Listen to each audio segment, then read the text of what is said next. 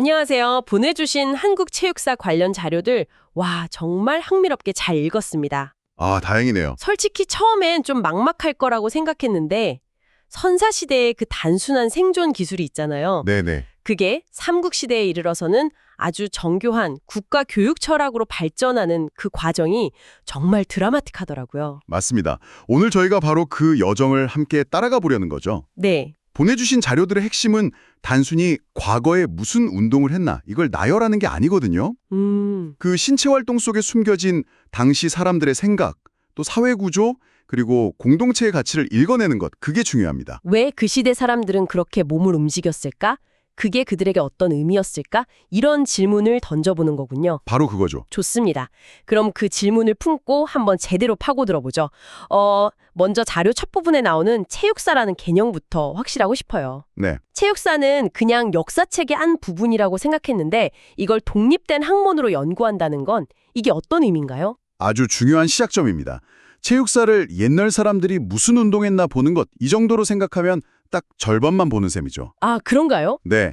자료에 정의된 대로 체육과 스포츠를 역사적 방법으로 연구하는 학문이라는 건 몸을 움직이는 행위 자체뿐만 아니라 그와 관련된 사상, 제도, 문화 같은 모든 걸 포괄한다는 뜻입니다. 결국 체육사를 통해서 과거를 이해하고 지금 우리 삶을 더 나아지게 만들 힌트를 얻는 거죠. 아, 그렇군요. 그러니까 몸을 창문 삼아서 그 시대 전체를 들여다보는 거네요? 네, 아주 좋은 비유입니다. 자료를 보니까 역사를 볼 때 중요한 두 가지 렌즈, 사관과 사료가 나오던데요? 아, 네. 이건 뭐 어떤 분야의 역사든 기본이 되는 개념 같아서 확실히 이해하고 싶습니다. 정확합니다. 이건 뭐 시험에도 자주 나온다고 할 정도로 핵심이죠. 아, 정말요? 네. 가장 쉽게 비유하자면 탐정이 사건을 수사하는 것과 같아요. 탐정이요? 네. 사료는 현장에 남은 지문, 증거물, 목격자 진술 같은 객관적인 단서들입니다. 유물이나 기록 같은 것들이요. 아, 객관적인 단서. 반면에 사관은 그 단서들을 엮어서 범인은 이 사람이고 동기는 이것일 거야 라고 추리하는 탐정의 해석이자 관점인 거죠. 와, 비유가 완벽하네요. 사료라는 증거를 바탕으로 사관이라는 해석을 내놓는다. 맞습니다. 그래서 같은 사료를 보고도 역사가마다 다른 이야기가 나올 수 있는 거군요. 바로 그 지점입니다. 보내주신 자료에 한국 체육사를 시대별로 나눈 표도 있었는데 전체적인 흐름을 잡는 데 아주 유용해 보였습니다. 전통체육기, 태동성장기, 암흑기. 네, 그 로드맵을 머리에 넣어두고 출발하면 길을 잃지 않죠. 맞아요. 그 표에 각 시대의 중심 활동을 연결해서 기억하면 더 쉽습니다. 예를 들어 전통체육기에는 무예, 그리고 개화기인 태동성장기에는 서양에서 들어온 근대체조, 그리고 일제강점기인 암흑기에는 강압적인 군사훈련이 중심이었죠. 아, 그렇게 연결하니까 훨씬 명확하네요. 그렇죠. 이 큰 그림을 가지고 이제 첫 번째 목적지인 선사시대로 떠나보겠습니다. 자, 아주 먼 옛날로 거슬러 올라가 보죠. 선사시대의 신체활동. 아마 우리가 생각하는 스포츠나 체육과는 거리가 멀었겠죠. 그렇죠. 당시 사람들에게는 생존이 유일한 스포츠였을 겁니다. 생존이 스포츠였다? 네, 자료에도 나오듯 사냥과 채집이 일상이었기 때문에 달리기, 던지기, 활 쏘기는 그냥 삶의 기술 그 자체였어요. 맹수에게서 도망치고 사냥감을 쫓는 모든 과정이 자연스럽게 온몸을 단련시키는, 뭐랄까, 자연이 만든 헬스장이었던 셈이죠. 자연이 만든 헬스장이라니 재밌는 표현이네요. 그런데 자유에서 성년의식 대목을 보고 좀 놀랐어요. 아, 성년의식이요? 네, 저는 그냥 성인이 된 걸 축하하는 파티 정도로 생각했는데 여기서 말하는 건 부족의 역사부터 사냥기술까지 전수하는 거의 종합교육과정이었네요. 바로 그 지점입니다.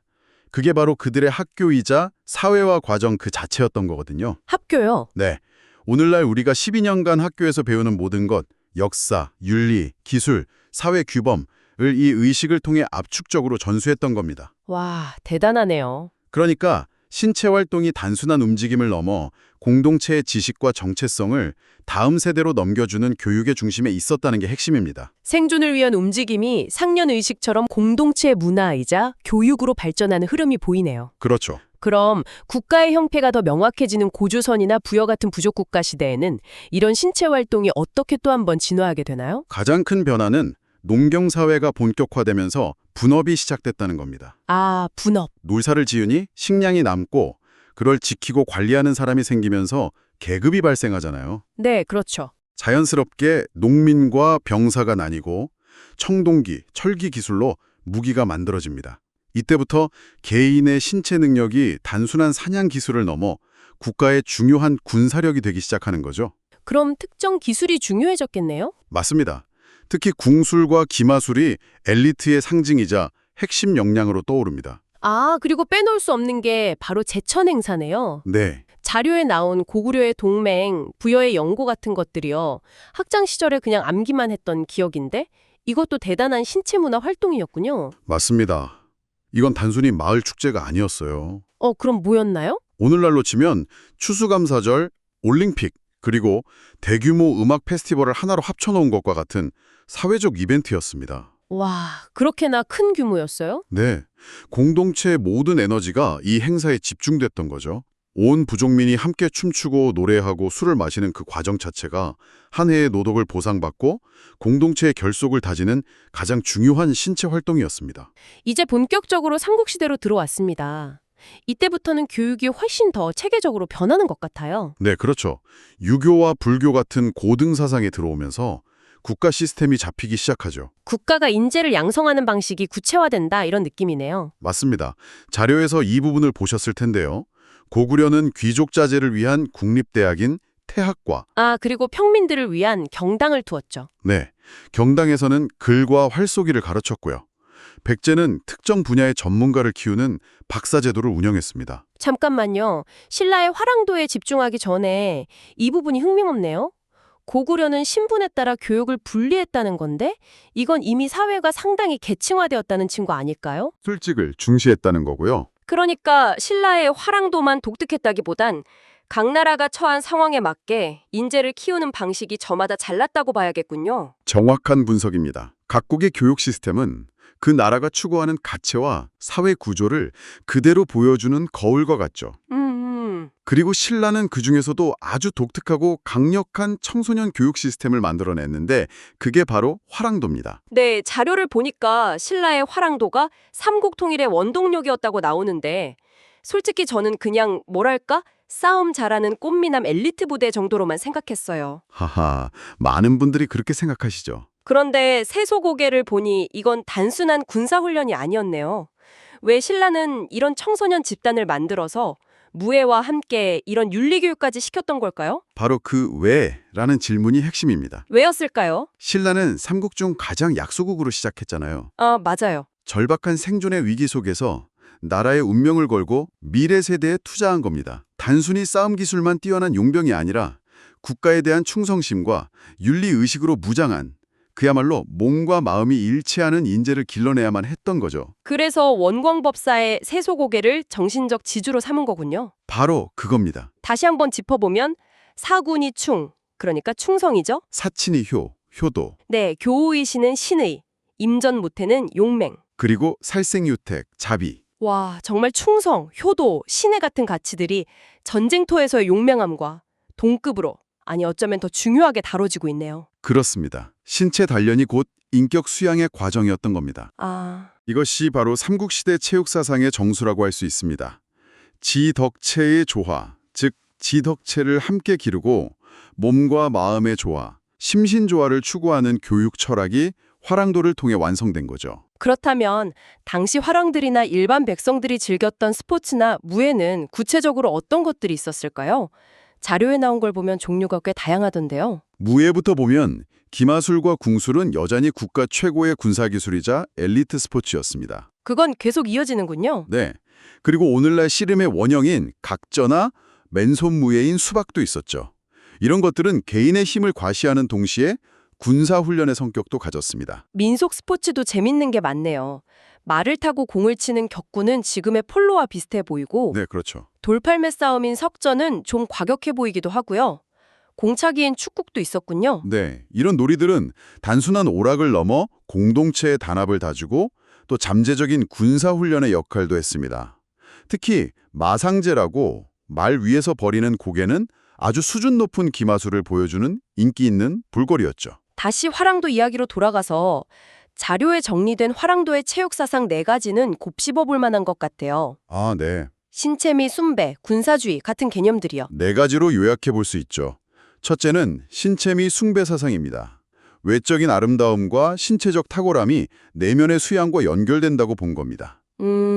둘째는 앞서 이야기했듯 신체 수련을 덕을 쌓는 중요한 수단으로 여겼다는 점이고요. 그리고 나머지 두 가지는 화랑도의 성격과 직접적으로 연결되는군요. 군사주의 사상과 불국토 사상. 맞습니다. 오늘날의 시각에서 보면 군사주의라는 말이 좀 강하게 들리기도 하는데요. 그렇죠.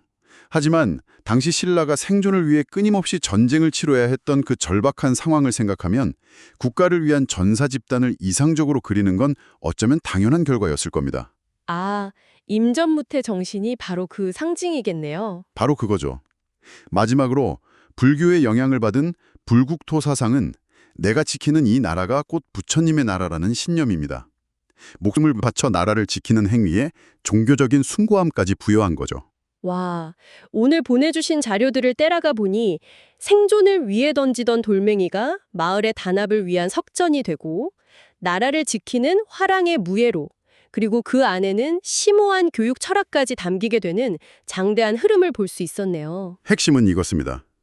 우리 역사에서 신체 활동은 결코 육체적인 것에만 머무르지 않았다는 사실. 네. 그것은 생존의 기술이었고 공동체를 묶는 축제였고 인재를 기르는 교육이었고 나라를 지키는 정치인이었습니다. 몸을 움직이는 행위 안에 그 시대의 가치관과 사회상이 고스란히 담겨 있었던 거죠. 자, 이제 마지막으로 함께 생각해 볼 질문을 하나 던져드리고 싶습니다. 네, 오늘 자료에서 본 화랑도는 지식과 신체 능력, 그리고 윤리까지 겸비한 인재를 키우려 했습니다. 21세기를 사는 우리에게 이 몸과 마음의 균형이라는 가치는 어떤 의미를 가질까요? 바쁜 일상 속에서 우리는 지식과 업무 능력에만 집중하느라 몸의 중요성을 혹은 몸과 마음의 연결을 잊고 살지는 않는지, 이 오래된 지혜를 오늘 당신의 삶에 어떻게 적용해 볼 수 있을지 한번 고민해 보시면 흥미로운 답을 찾을 수 있지 않을까 싶습니다.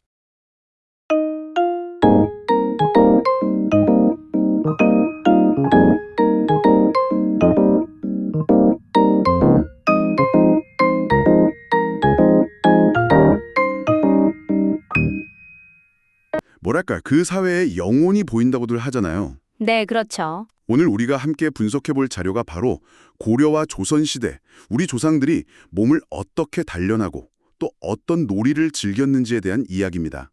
단순히 옛날 운동 목록을 나열하는 게 아니고요. 스포츠라는 창을 통해서 두 왕조가 어떻게 다른 몸을 원했는지, 또 그 욕망이 어떻게 충돌했는지 한번 깊숙이 들여다보려고 합니다. 아주 정확한 접근이에요. 사실 고려시대는 격구를 했고 조선시대는 활쏘기를 했다더라. 여기서 그치면 아무 의미가 없죠. 맞아요. 우리가 던져야 할 질문은 왜 그걸 즐겼는가? 그리고 그게 지배층과 민중에게 각각 어떤 의미였는가 하는 거거든요. 같은 시대, 같은 땅에서 스포츠가 어떻게 신분의 벽이 되기도 하고 동시에 마을의 울타리가 되기도 했는지 그 흥미로운 이중성을 파헤쳐보는 게 이번 탐구의 핵심입니다. 좋습니다. 그럼 바로 첫 번째 무대 고려시대로 들어가 보죠.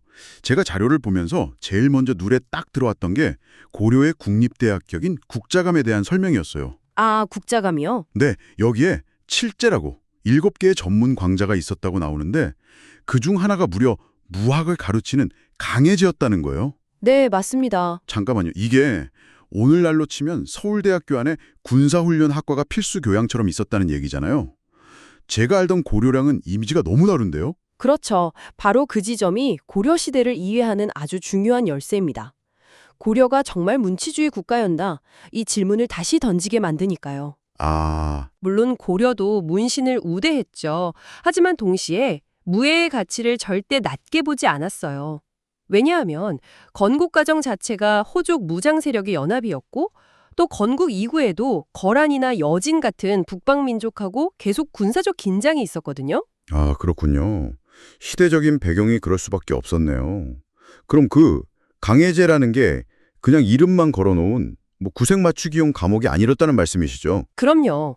단순한 증거를 넘어서요. 국가가 공식적으로 무예는 리더의 필수 덕목이다 라고 공인한 제도적 장치였던 겁니다. 와, 리더의 필수 덕목. 네, 그냥 글만 아는 선비가 아니라 위기 상황이 닥쳤을 때 직접 칼이랑 활을 들고 나라를 지킬 수 있는 실용적인 인재. 그것이 바로 고려가 원했던 엘리트의 모습이었던 거죠. 국가가 원하는 인재상 자체가 지금과는 완전히 달랐네요. 그렇다면 지배층이랑 일반 서민들이 즐기는 스포츠도 모습이 완전히 달랐을 것 같은데요. 당연히 달랐죠. 자료를 보면 귀족들은 말을 타고 공을 치는 격구, 또 매를 써서 사냥하는 방응, 항아리에 화살 던지는 투호 같은 걸 즐겼다고 나와요. 들어보니까 하나같이 상당한 비용과 훈련이 필요한 활동들이네요. 맞습니다. 특히 그 격구는 고려 귀족 스포츠의 거의 상징이라고 할 수 있었어요. 아, 격구요. 네, 말을 자유자재로 다루는 기마술도 있어야 하고 값비싼 장비, 넓은 공간까지 필요했으니까요. 이게 그냥 취미 활동이 아니었습니다. 자신의 군사적인 역량, 그리고 경제력을 남들에게 보여주는 뭐랄까? 과시하는. 그렇죠. 나는 너희와 다른 지배계급이다. 라는 정체성을 확인하는 사회적인 행위였던 겁니다. 듣고 보니 그냥 스포츠가 아니라 일종의 정치적인 행위였다. 이렇게 볼 수도 있겠네요. 바로 그겁니다. 나는 이런 말을 다루고 이렇게 비싼 매를 부릴 수 있는 사람이다라고 온몸으로 보여주는 거니까요. 그럼 그 시간에 서민들은 뭐라고 놀았을까요? 서민들의 놀이는 성격이 완전히 다르죠.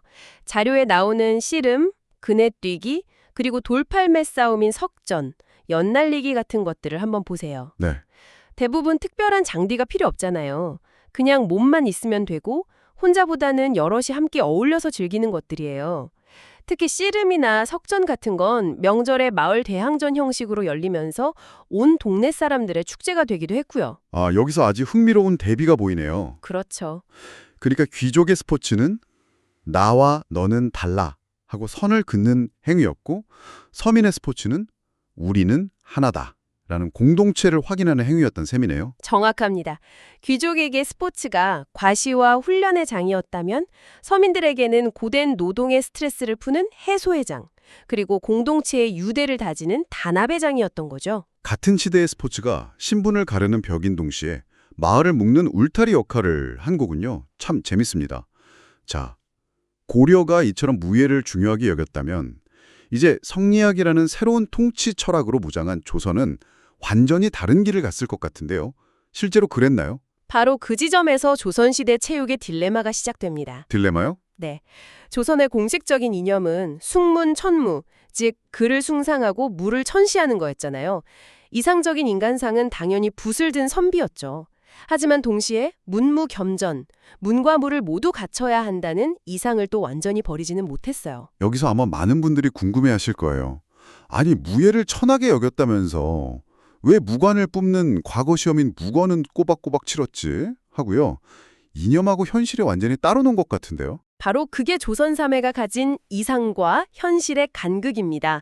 나라를 안정적으로 운영하려면 성리학적 조양을 갖춘 문신이 필요했지만 당장 국경을 넘어오는 왜구나 오랑캐를 막으려면 칼 잘 쓰는 무신이 반드시 필요했으니까요. 아, 이 두 가치 사이의 끊임없는 긴장과 모순, 이게 조선시대의 신체 활동을 이해하는 가장 중요한 열쇠라고 할 수 있습니다. 그 긴장과 모순을 어떻게든 풀어보려고 했던 노력이 엿보이는 대목이 저는 활쏘기에 대한 설명인 것 같아요. 맞습니다. 자료를 보니까 조선의 선비들한테 활쏘기는 그냥 활을 쏘는 게 아니더라고요.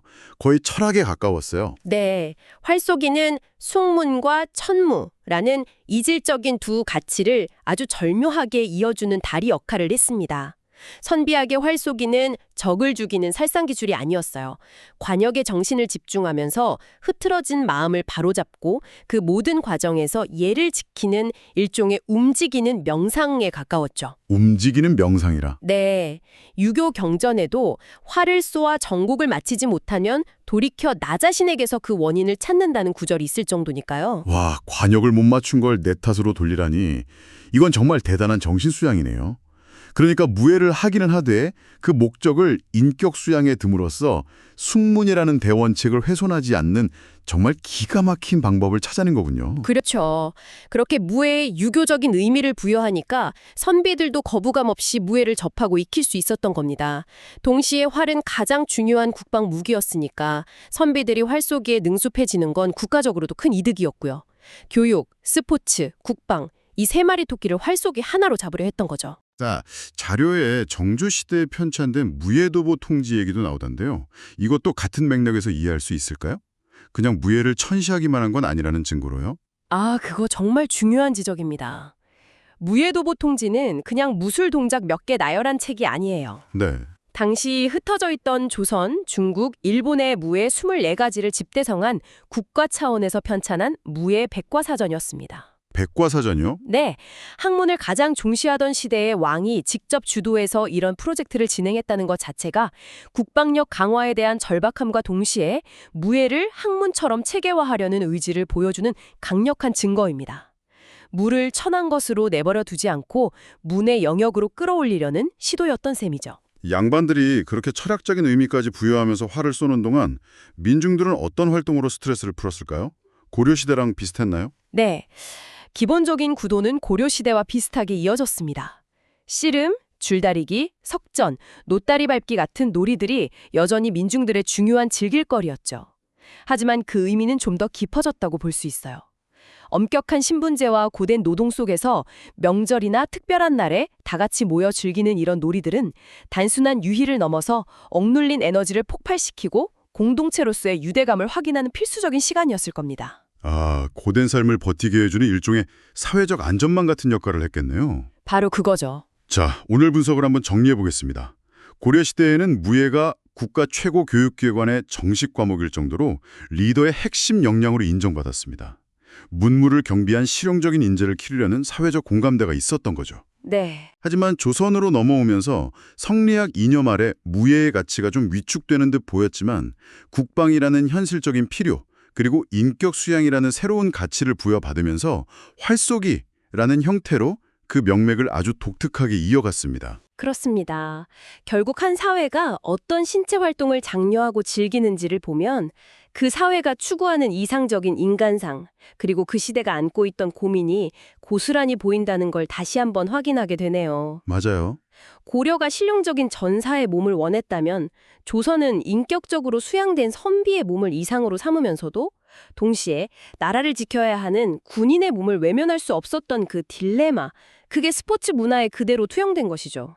사실 이 이야기가 그냥 과거의 기록으로만 들리지는 않아요. 어떤 점에서요? 귀족과 서민의 놀이가 달랐던 것처럼 오늘날에도 소득 수준에 따라서 즐기는 스포츠가 달라지는 현상이 분명히 존재하잖아요. 아, 값비싼 장비나 회원권이 필요한 골프나 승마 같은 게 있고 또 누구나 쉽게 즐길 수 있는 축구나 달리기가 있는 것처럼요. 아주 정확한 지적입니다. 더 나아가서 공부와 운동을 분리하고 심지어 대립적인 것으로 보는 우리 사회의 시선도 한번 생각해 볼 문제예요. 아, 공부는 못해도 된다거나 공부하려면 운동할 시간이 어디 있냐는 그런 편견 말씀이시죠. 네, 그런 편견이 어쩌면 오늘 우리가 이야기 나눈 조선시대의 숙문 천무 사상의 현대적인 변주일지도 모릅니다. 과거의 역사를 통해 현재 우리의 모습을 비춰볼 수 있다는 점, 이게 이런 탐구의 가장 큰 의미겠죠? 마지막으로 이 자료를 보내주신 당신에게 생각해 볼 만한 질문 하나를 남기면서 마무리하겠습니다. 자료 후반부에 퇴계 이황의 활인신방이나 도인체조 같은 건강법이 잠깐 언급되거든요.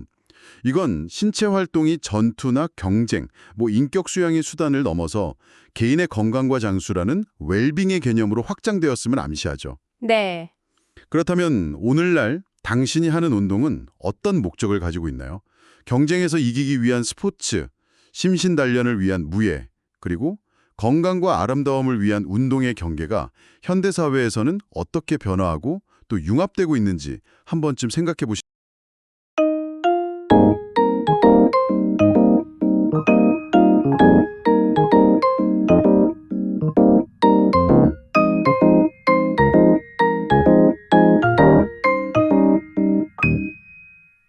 이번 시간에는요, 이 스포츠라는 렌즈를 통해서 한국 근현대사를 한번 들여다보려고 합니다.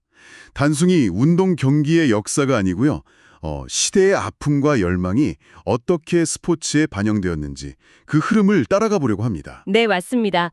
사실 스포츠의 역사는 그 시대의 사회와 정치를 비추는 거울과도 같거든요. 거울요? 네, 서양 스포츠가 처음 들어왔을 때의 그 신기함부터 또 민족의 정체성을 시키기 위한 도구로 그리고 이제 국가의 위상을 높이는 전략으로 쓰이기까지 아마 스포츠를 통해서 한국 근현대사를 아주 흥미롭게 들여다볼 수 있을 겁니다. 좋습니다. 자, 그럼 한번 파고 들어볼까요? 먼저 그 수많은 격동을 겪었던 개화기부터 시작하겠습니다. 이 시기에 정부, 민간, 그리고 선교사들이 각기 다른 목적으로 학교를 세웠는데요. 특히 주목할 만한 곳이 바로 원산학사더라고요. 아, 원산학사. 중요하죠. 우리나라 최초의 근대식 사립학교라는 점에서도 의미가 크지만 네, 그 교과 과정이 아주 독특했습니다. 문예반하고 무예반으로 나뉘어 있었는데 이 무예반에서는 병서, 그러니까 군사학을 가르쳤습니다. 근사학을요? 네, 무비자강, 즉 군사력을 갖춰서 스스로 강해지자는 시대적 요구를 그대로 반영한 거죠. 아, 교역이 곧 국권을 회복하는 길이라고 믿었던 시대였군요. 그럼 뭐 안창호 선생이 세운 대성학교나 선교사들이 세운 배제학당, 이화학당 같은 곳들도 다 비슷한 맥락이겠네요. 그렇습니다. 그리고 바로 이 시기에 근대 스포츠가 본격적으로 들어오기 시작하는데 자료에 따르면 발전 단계가 한 3가지로 나뉘더군요. 네, 처음에는 원산 학사처럼 정규 교육 과정에 무예가 포함되는 태동기를 거치고요. 태동기. 그 다음에는 이제 운동회나 동호회 활동이 활발해지는 수용기로 접어듭니다.